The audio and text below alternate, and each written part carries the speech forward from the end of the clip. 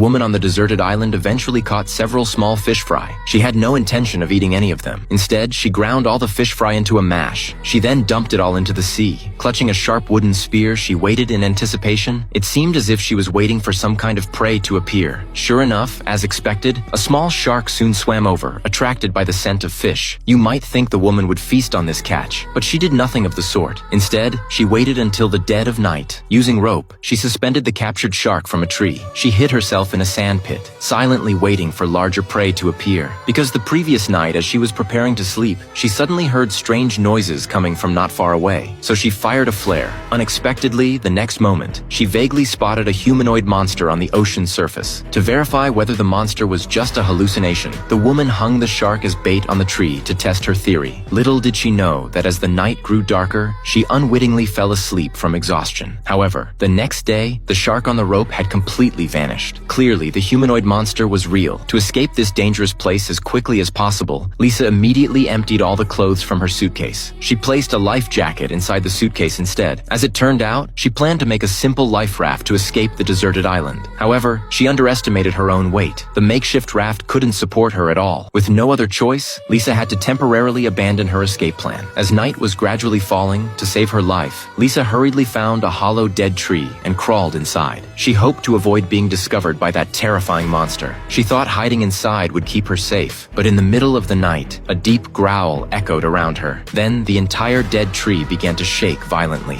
Lisa could only hold her breath, not daring to make the slightest sound. Fortunately, the growling soon disappeared. Lisa finally made it through the night, still shaken by fear. Realizing how terrifying the monster was, Lisa quickly sharpened a wooden stick that was easy to handle. She prepared it for self-defense that night. Unexpectedly at that moment, she suddenly spotted a corpse floating from afar. The dead person was her companion who had perished not long ago. But strangely enough, the lower half of her companion's body had disappeared. Judging from the wound characteristics, this was definitely the monster's doing. To get a clear look at what the monster actually looked like, Lisa had a flash of inspiration. She decided to hang her companion's corpse on a tree. Then she hid in a sand pit to observe secretly. Unexpectedly, as night fell, the humanoid monster really appeared. It grabbed her companion's body from the tree in one swift motion. Just as Lisa was terrified by this sight, the monster suddenly vanished. Before she could gather her thoughts, Lisa was so frightened she quickly covered her mouth. Only by doing so did she luckily avoid being discovered by the monster. The next day, Lisa decided she wouldn't just wait to die. For self-preservation, she